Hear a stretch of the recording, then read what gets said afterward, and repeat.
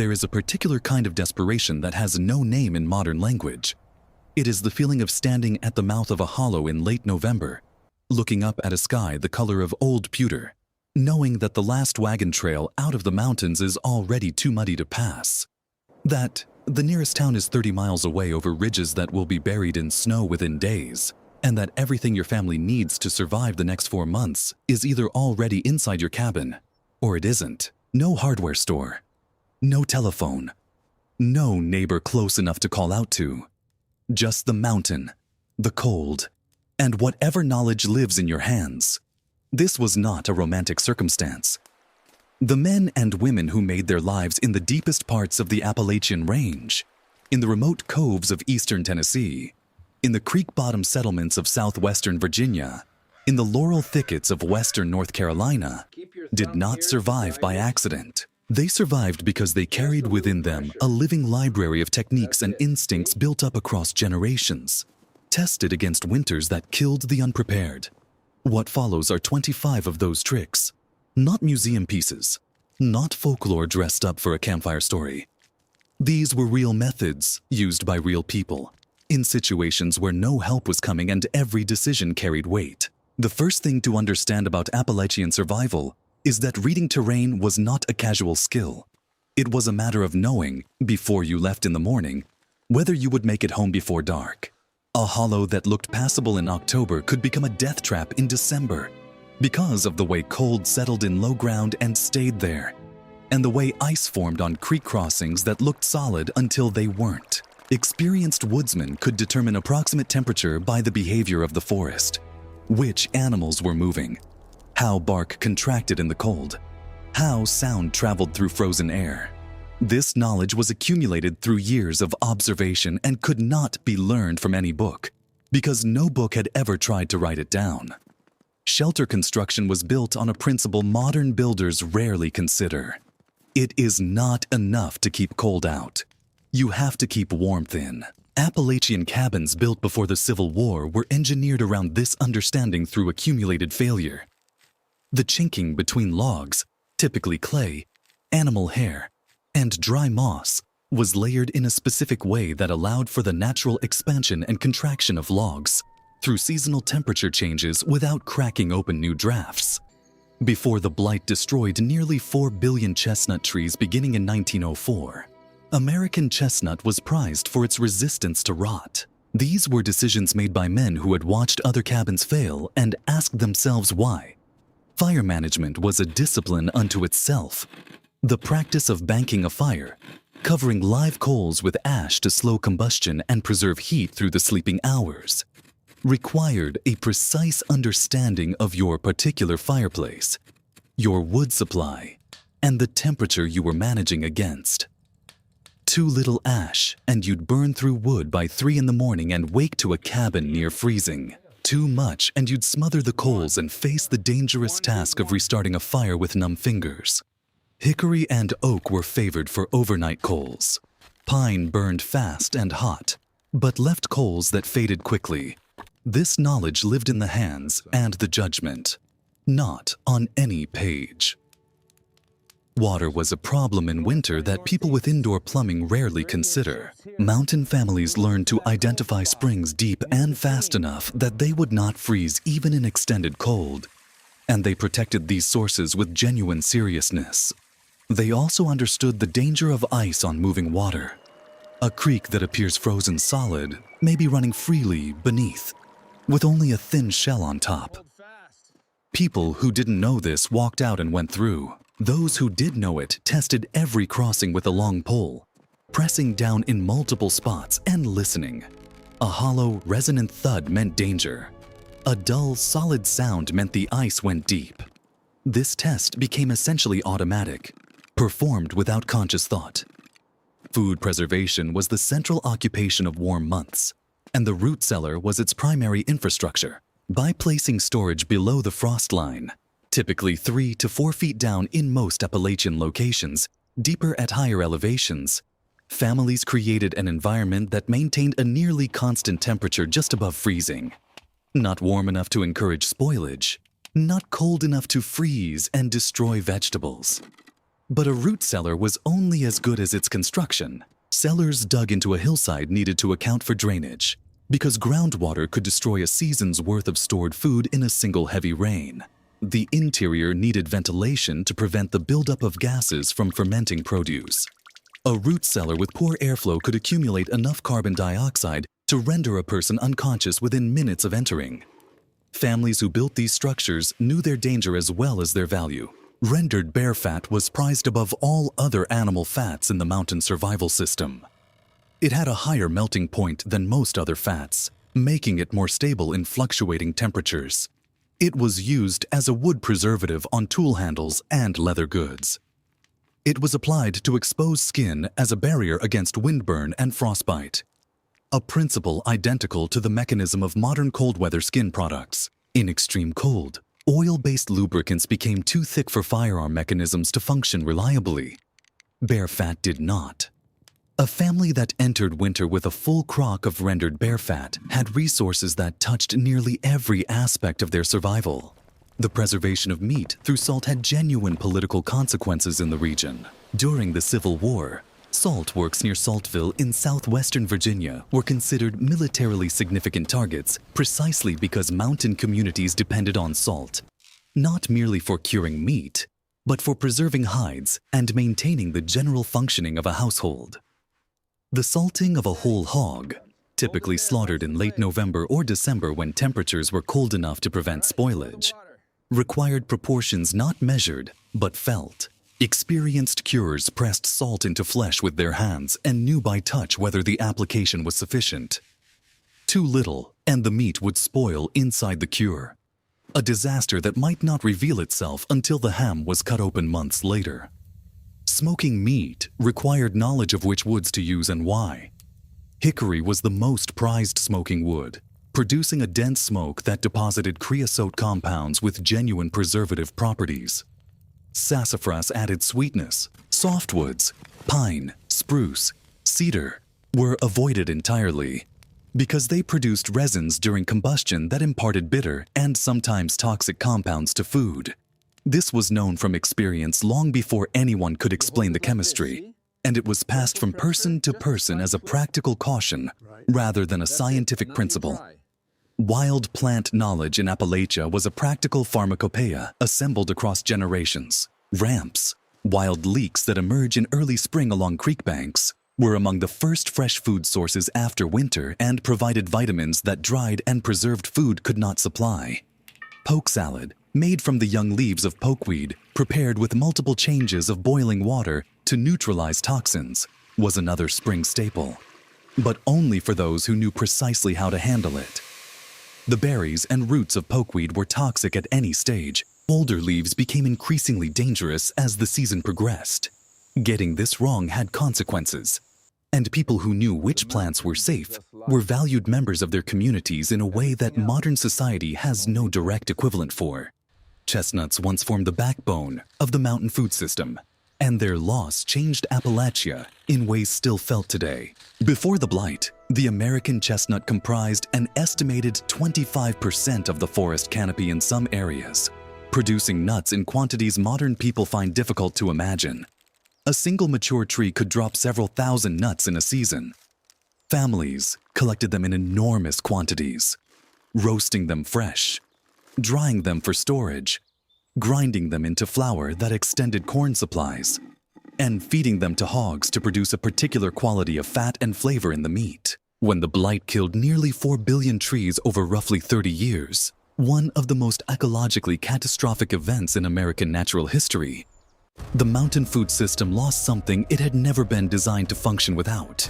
Winter hunting demanded reading, changed animal behavior. Deer in deep cold conserved energy by moving less, and experienced hunters knew that the hours just before and after dawn, often the coldest, were the least productive times. Animals moved in late morning and early afternoon, seeking south-facing slopes where sunlight hit first and lingered. Hunters who knew this positioned themselves accordingly. Tracking in snow was simultaneously easier and more misleading than in other seasons. The sign was clear, but a track could be hours older than it appeared. reading the age of a track through the sharpness of its edges, the amount of crystallization inside the depression, whether fine wind-blown crystals had begun to collect in it. This was a skill that required years to develop. Herbal medicine in the mountain tradition was not folk wisdom in the dismissive sense that phrase implies. Yarrow applied to wounds contains compounds that genuinely promote clotting, a fact confirmed by modern pharmacology. Boneset, used for fever and muscle pain, contains anti-inflammatory compounds.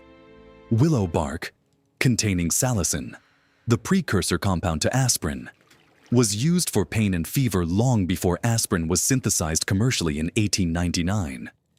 What mountain healers lacked was a way to standardize dosage, which meant the skill of the practitioner mattered enormously.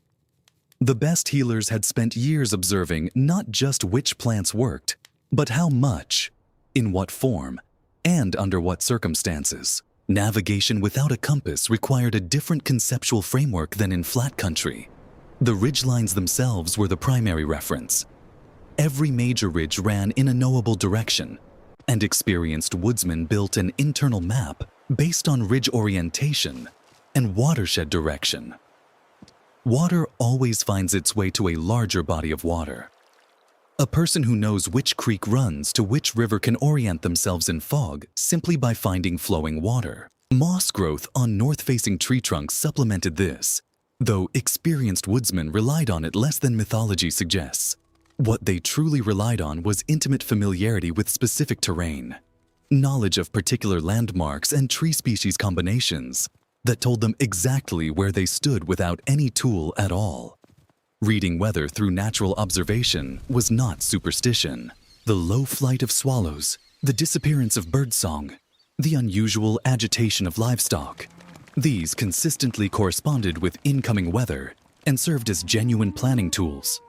Ring around the moon, caused by ice crystals in high cirrus clouds that typically precede weather fronts, was recognized as a reliable indicator of incoming precipitation within 24 to 48 hours, a correlation consistent with actual meteorological mechanisms. These were pattern recognitions built on thousands of observations, and they gave mountain people a genuine, if limited, window into what was coming. Tool maintenance was treated with a seriousness that modern culture rarely extends to objects. A dull axe required more effort, fatigued the user faster, and was genuinely more dangerous. A blade that glances off its target in cold temperatures, with cold hands, creates the conditions for serious accident. An axe head that had come loose from its handle, a failure that happened most often in cold weather when wood contracted, could be catastrophic in the field. Experienced woodsmen read the early signs of a loosening head and addressed them before they became problems, wedging the handle precisely and storing the axe in conditions that didn't expose the wood to extreme temperature swings. The making of ash lye represents one of the more remarkable instances of chemical knowledge embedded in practical tradition long before the underlying chemistry was understood. Wood ash from hardwood fires was packed into a barrel with a hole in the bottom and saturated with water, which leached through as lye water. The concentration was tested by floating an egg.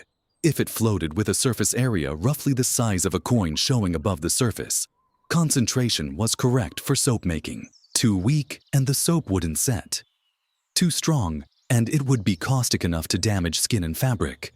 This float test is a genuine measurement of specific gravity, and the threshold it identified corresponds reasonably well to actual concentrations needed for effective soap production. Winter trapping required understanding how cold affected the mechanical systems of steel traps themselves. Spring mechanisms stiffened in extreme cold. Trigger plates became less sensitive. A trap that worked perfectly at 40 degrees might fail to fire at 10. Experienced trappers compensated for this, setting triggers with slightly less resistance in cold weather.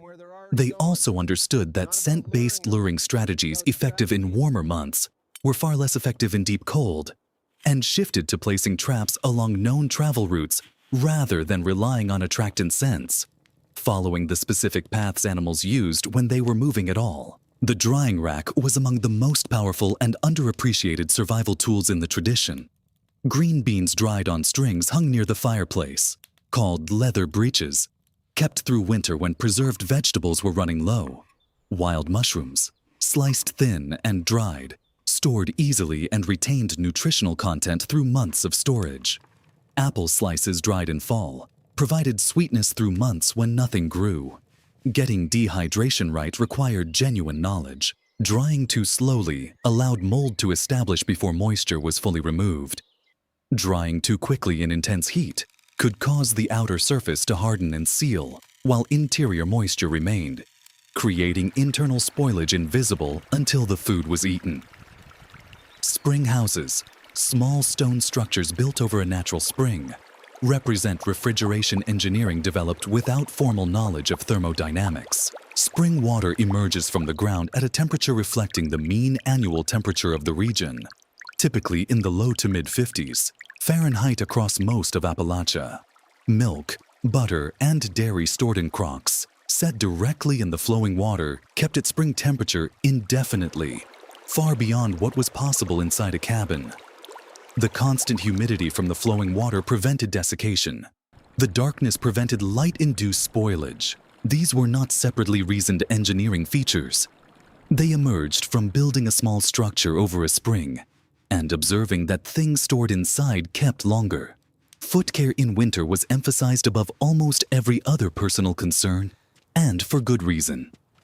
Wet feet in cold temperatures are not merely uncomfortable but genuinely dangerous, creating conditions favorable for frostbite and secondary infections that could cost a person their leg. Lanolin from raw wool, worked into boots and moccasins, created a water-resistant barrier that extended the life of footwear and kept feet drier in wet conditions. The practice of keeping wet clothing off the body, not because of germ theory, which was not understood in mountain communities, but because those who stayed wet reliably sickened, while those who dried themselves did not, reflected an accurate, if theoretically incomplete, understanding of cold exposure and immune function. Rope and cordage from natural materials was a skill whose absence in the field could prove catastrophic. Hemp was cultivated in some communities for cordage, but wild materials were always the backup. Bark strips from black locust and tulip poplar, the inner bark of basswood, dried stems of stinging nettle. All could be twisted into cordage for uses ranging from binding tool handles to constructing animal snares. The technique of twisting individual fibers in one direction while twisting bundles together in the opposite direction creates a structure that tightens under tension rather than unraveling. One of the oldest and most widely distributed technical skills in human history, carried in Appalachian practice as practical knowledge, with no name more elaborate than what it was. Managing food resources through winter required a form of arithmetic that determined whether a family ate adequately in April or ran out in February. Experienced households tracked stores against their estimate of weeks remaining and set daily allowances accordingly, accounting for the likelihood that winter would outlast prediction and that illness, spoilage, or unexpected need would consume resources not yet budgeted. The families who did this consistently were the ones whose stores held to first spring.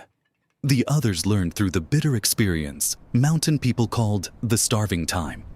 The weeks in late winter when old stores were gone and new growth had not yet arrived. A gap that could stretch far past the endurance of hope. There is a way of knowing that doesn't come from books or credentials. It comes from the specific relationship between a person and the particular piece of land they inhabit. Built across years of observing and being wrong, and surviving being wrong, and observing again.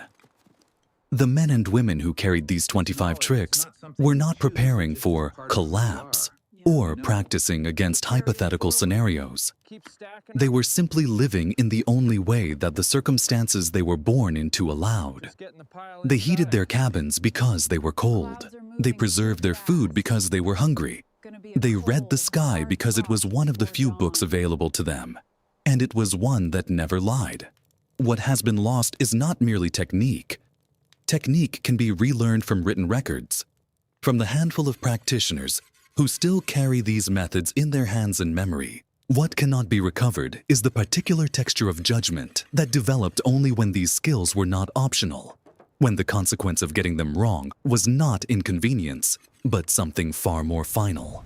The Appalachian Mountains still stand where they have stood for 480 million years. The hollows are quieter now, but in the particular silence of those mountains on a cold winter morning, something of what was once asked of the people who lived there can still, if you are paying close attention, be felt.